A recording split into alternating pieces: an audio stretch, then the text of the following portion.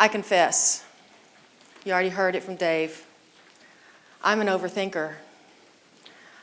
I, in fact, am an accomplished overthinker. I can overthink pretty much anything. How about you?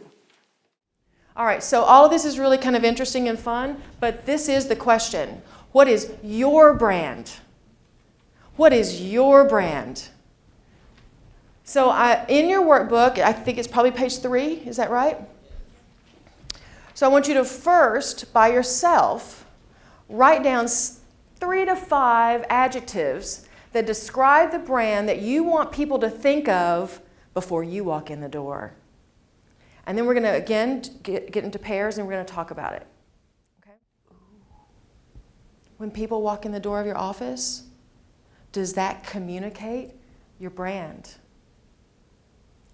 Even your posture communicates your brand. Everybody stand up.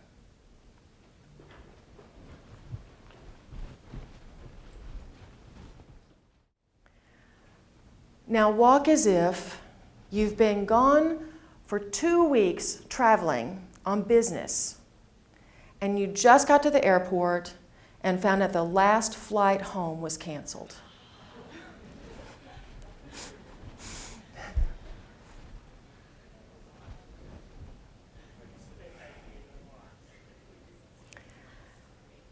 Now think about those adjectives that are your brand.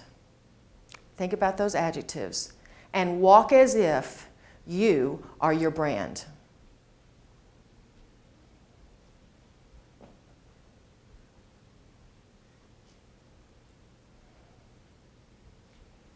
Can people see your brand? Dream job. What I have to share with you today is not only drawn from my personal experience, but it's drawn from 75 leadership interviews that I've done with leaders, engineers, lawyers, politicians, entrepreneurs, everything in between, about intuition and leadership. Now there's some of you going, whoa, intuition. Nobody said anything about intuition. Who brought her here? Brandon. What were you thinking? Here's the deal. Out of 75 leaders, 74 of them said intuition was an essential part of their leadership skill package. It's essential. Notice in your body, active people, cross your arms, maintain eye contact as you turn your head 30 degrees to the right, and tilt it slightly back, as though you're looking down your nose at your partner. Observe. I don't think she was trying. Very conscious of it. Yeah. So that speaks to what we talked about earlier. Yeah. You know, so your body, that neurological system that is your body, is connected to your brain. So as you change your posture, as you change your behavior, it's rewiring your brain in that moment. So as you're folding your arms, right, your body didn't lie. That's the other thing, your body didn't lie. So when you fold your arms, then it's sending a certain message to your brain. And so that's what you're observing, is that it then permeated the rest of the neurological system.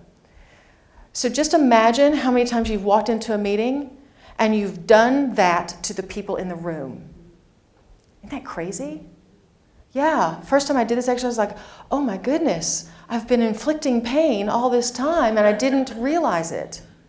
So what I'm going to have you do is go back to your papers, and I want you to now think about that trigger that you wrote down, that time that you overreacted.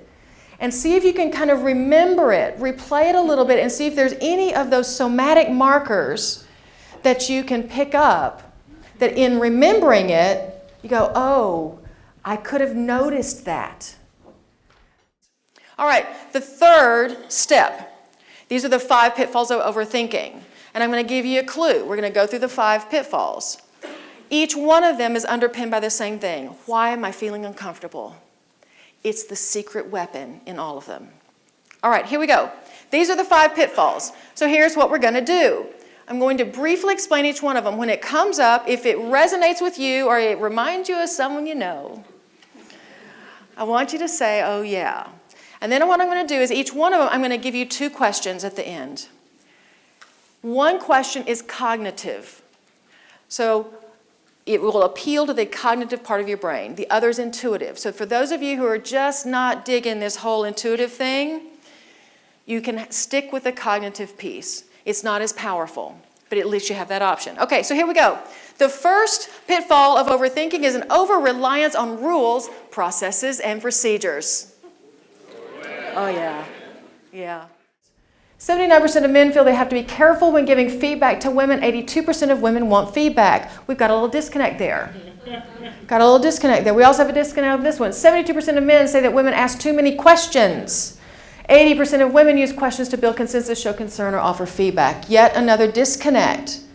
So here's the thing with the disconnects. To be able to call them out and put them on the table, that helps resolve the disconnects, right? To be able to say, look, maybe it's uncomfortable for you to give me feedback. I really would value that feedback. That's the only way I can grow. I'm fine with it. What I do not recommend is that you go in and say, look, I've got this situation. What would you do? I would not do that because it puts you in a box. So they'll tell you what they would do, right? They tell you. But if that doesn't fit you, because you're not them, if it doesn't fit you, then you're in a situation of saying, well, thank you for that advice and your time, but I'm not going to take it. Right? Awkward. Awkward. You can just phrase it differently. Say, so I have this situation. How would you think it through? How would you approach the problem? You're going to get much richer information because you're going to get their thought process. It's going to be much deeper, much richer information, and there's bound to be something in there that you can use. And then you're in a very different situation. The next time you see them in the hall, see them at the cafeteria, see them at the coffee shop, they will say, thank you so much for the time that you spent with me. That thing that you said about dump-bitty-dump, it was exactly right on. Puts you in a completely different situation. Give yourself a little bit of space, just a little bit, and you do this one by yourself.